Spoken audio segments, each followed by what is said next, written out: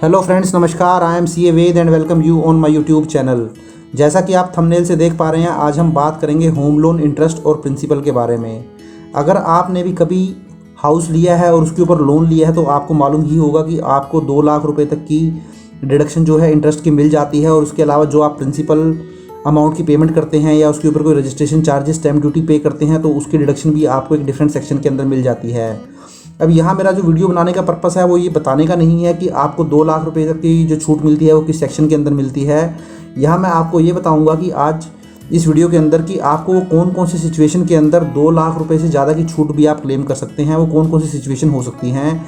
या इसके अलावा कोई ऐसी सिचुएशन भी हो सकती है जब आपने किसी फाइनेंशियल इंस्टीट्यूशन से लोन नहीं लिया है, किसी बैंक से लोन नहीं लिया है, तो क्या उस सिचुएशन के अंदर भी आप कोई इंटरेस्ट की रिडक्शन जो है वो क्लेम कर सकते हैं। तो इस वीडियो के अंदर हम डिटेल में जानने की कोशिश करेंगे ये सारी ही सिचुएशन को।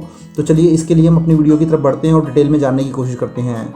तो इसके लिए देखिए दोस्तों, सबसे पहले तो मैं आपको सेक्शन 24 के अंदर ले आया हूँ, जो कि फेमस सेक्शन है, जिस सेक्शन के तहत जो ये डिडक्शन जो है हमें मिलती है।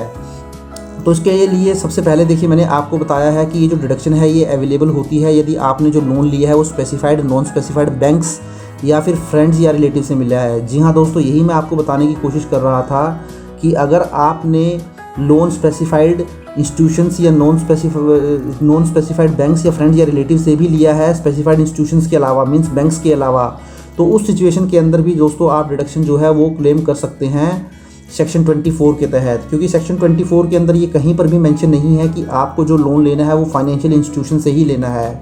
अगर आप नॉन फाइनेंशियल इंस्टीट्यूशंस, फ्रेंड या रिलेटिव से भी लोन ले लेते हैं तो उस केस में जो पेमेंट आप उनको इंटरेस्ट की करेंगे तो उसको आप सेक्शन 24 के अंदर डिडक्शन क्लेम कर सकते हैं। बट इसको क्लेम करने के लिए आपको जो ध्यान रखना पड़ेगा वो ध्यान रखना पड़ेगा जो कि मैंने आपको नेक्स्ट पॉइंट में बताया है। देखिए, मैंने यहाँ आपको बताया है अगर आपने कोई लोन लिया है अपने फ्रेंड या रिलेटिव से, तो इसके लिए दोस्तों आपको जो है प्रॉपर डॉक्यूमेंटेशन रखने की ज़रूर पड़ेगी। क्योंकि आपको प्रॉपर डॉक्यूमेंटेशन बना के रखिए, प्रॉपर जो लोन एग्रीमेंट है आपका वो आप करके रखिए। और जो उसके अंदर जो भी आपकी टर्म्स एंड कंडीशन है इंटरेस्ट को लेकर, वो जो मार्केट में इंटरेस्ट रेट चल रहा है लोन का वही इंटरेस्ट रेट रखिए।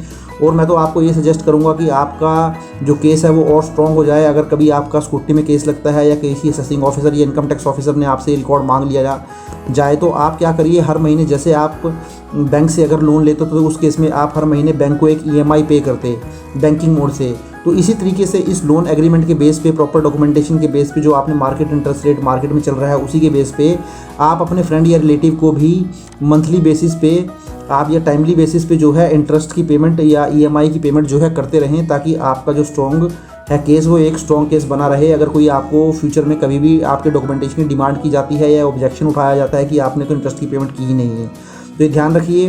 फ्रेंड या रिलेटिव से भी आप लोन ले सकते हैं, ये बहुत ही इंपॉर्टेंट पॉइंट है हमारी इस वीडियो का। क्योंकि मैक्सिमम लोगों को ये मालूम होता है कि आप बैंक से तो लोन ले सकते हैं और उस केस में डिडक्शन क्लेम कर सकते हैं, बट ये नहीं मालूम होता कि आप फ्रेंड या रिलेटिव से भी लोन ले सकते हैं। तो अगर फ्रेंड या रिलेटिव से आप लोन लेते हैं तो प्रॉपर डॉक्यूमेंटेशन मेंटेन करके रखिए और अपने केस को स्ट्रॉन्ग करने के लिए उसको EMI की पेमेंट भी करते रहें हर महीने बैंकिंग मोड से। तो मेरे 2 पॉइंट कवर हो गए। तीसरे पॉइंट में देखिए दोस्तों, मैंने आपको बताया है अगर आप कभी लोन लेते हैं किसी रिपेयर या रिकंस्ट्रक्शन करने के लिए, अपने हाउस को रिकंस्ट्रक्ट करने के लिए या रिपेयर करने के लिए कोई लोन लेते हैं छोटा मोटा, तो उस केस में भी आप डिडक्शन क्लेम कर सकते हैं। बट वहाँ डिडक्शन आपको जो है 2 लाख रुपए तक नहीं मिलती है। उस केस में आपको जो डिडक्शन मिलती है दोस्तों वो मात्र 30,000 रुपये तक की ही डिडक्शन आपको मिलती है। तो उस केस में आप जो है 30,000 की डिडक्शन जो है वो क्लेम कर सकते हैं। अगर नेक्स्ट पॉइंट में मैंने आपको बताया है जो डिडक्शन आपको इंटरेस्ट पेमेंट की होती है वो आपको अवेलेबल होती है after the construction of the house. मतलब आपने जो हाउस बनाया है उसकी कंस्ट्रक्शन की कंप्लीट होने के बाद ही दोस्तों आपको डिडक्शन मिलती है, या आपने घर परचेज़ किया है तो उसकी पोजीशन रिसीव होने के बाद।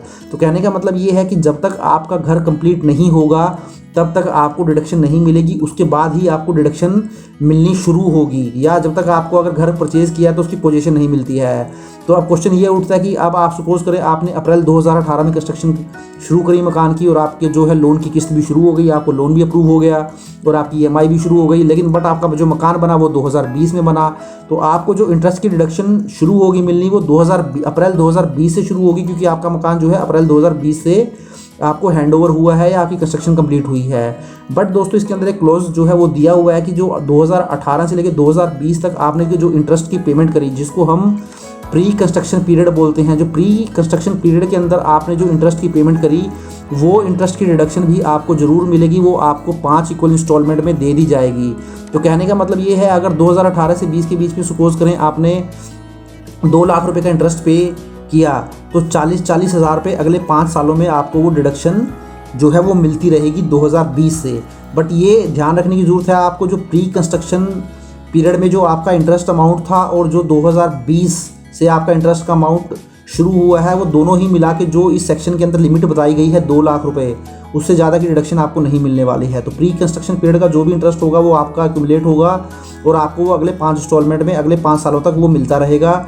और साथ ही साथ आपको जो आपकी EMI के अकॉर्डिंग जब आपने हाउस की पोजीशन ले ली है या हाउस कंप्लीट कर लिया है, तो वो दोनों ऐड हो जाएंगे और दोनों ही लिमिट जो है इस सेक्शन के अंदर जो 2 लाख रुपए की लिमिट बताई गई है उससे ज़्यादा नहीं होने वाली है।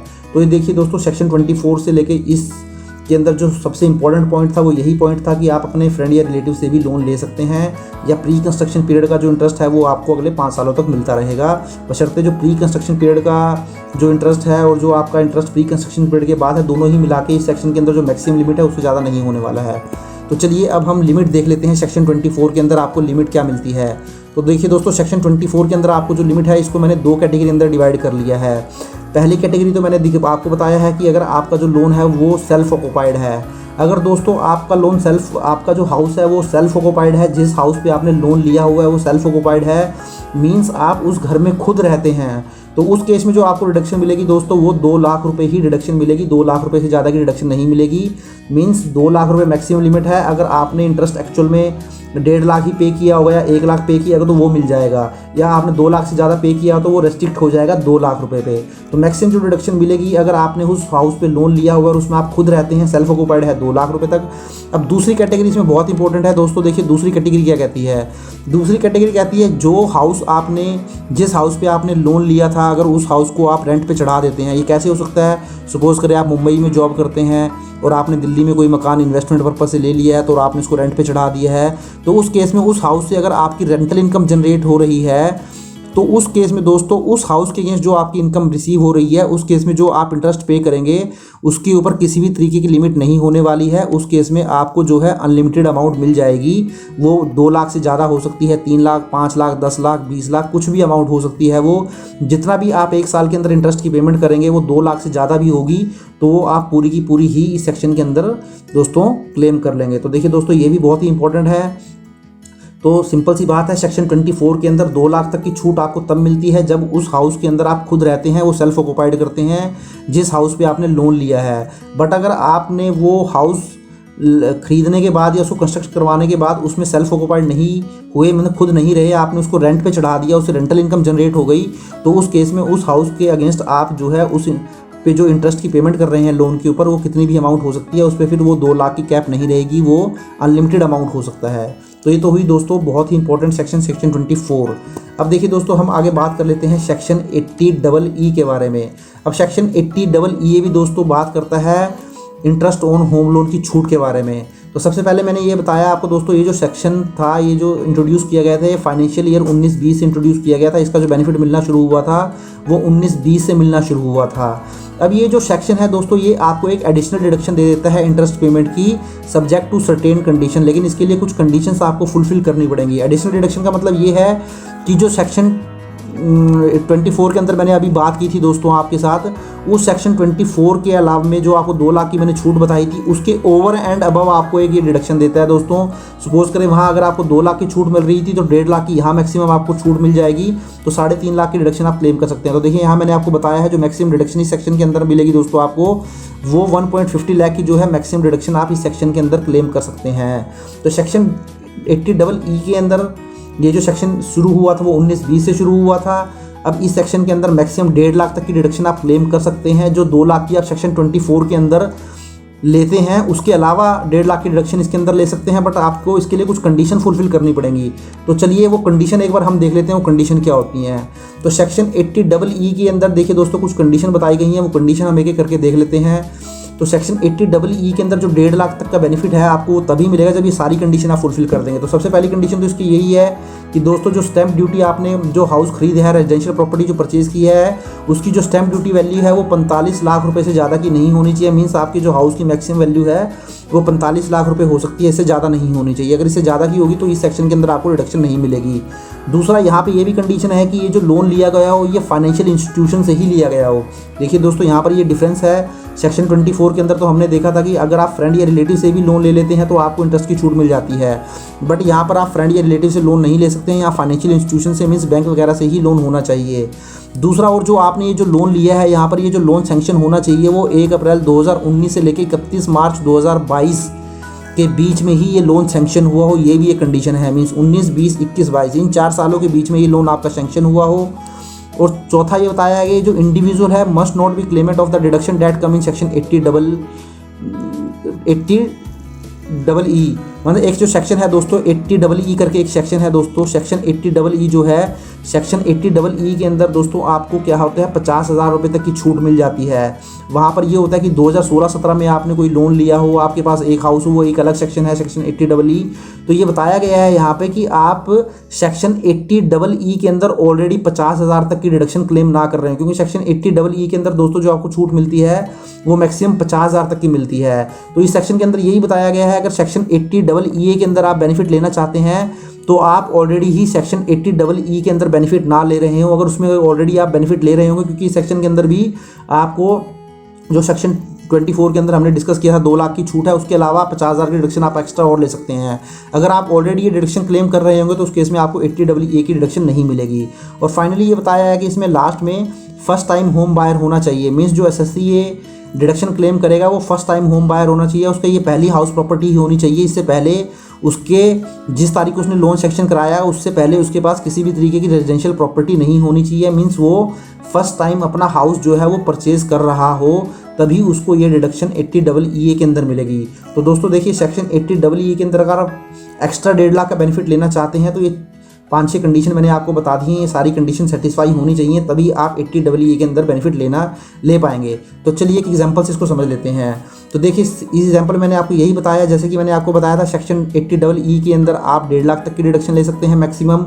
और सेक्शन 24 के अंदर मैं मान लेता हूँ कि आप जो है सेल्फ ऑक्यूपाइड प्रॉपर्टी है आपके पास, तो उस केस में आप 2 लाख की छूट ले पाएंगे। सेक्शन 24 आपके साथ में देखिए दोस्तों ऑलरेडी डिस्कस कर चुका हूँ, जहाँ मैंने आपको बताया था कि अगर आपने हाउस लिया है और वो सेल्फ ऑक्यूपाइड आप उसमें खुद रहते हैं 2 लाख की छूट मिल जाएगी।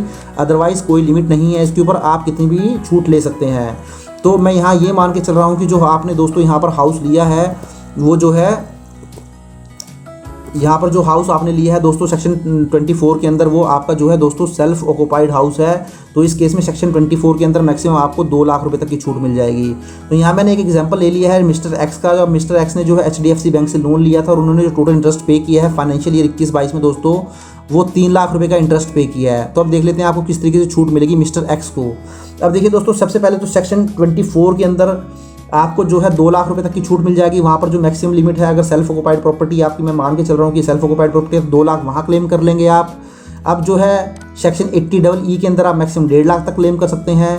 तो यहाँ पर आपने जो टोटल इंटरेस्ट पे किया वो पे ही 3 लाख रुपए किया है, तो 2 लाख आप 24 में कर ही चुके हैं, तो बचा हुआ 1 लाख रुपये यहाँ पर आप 80EE के अंदर आप जो है इंटरेस्ट की डिडक्शन क्लेम कर लेंगे। तो इस तरीके से दोस्तों आप 2 लाख रुपए से ज़्यादा की डिडक्शन भी क्लेम कर सकते हैं अगर सेक्शन 80EE इसके साथ ऐड हो जाता है सारी कंडीशन ऐड सेटिस्फाई करने के बाद।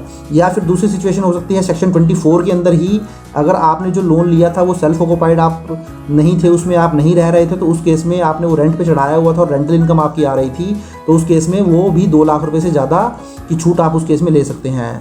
फाइनली देखिए, मैंने यहाँ आपको एक नोट दिया है। यहाँ मैंने आपको बताया दोस्तों जो प्रिंसिपल अमाउंट होता है, जो आपने ये लोन लिया था उस पर जो प्रिंसिपल अमाउंट है उसकी आप मैक्सिमम 1.5 लाख तक की डिडक्शन 80C के अंदर क्लेम कर सकते हैं दोस्तों।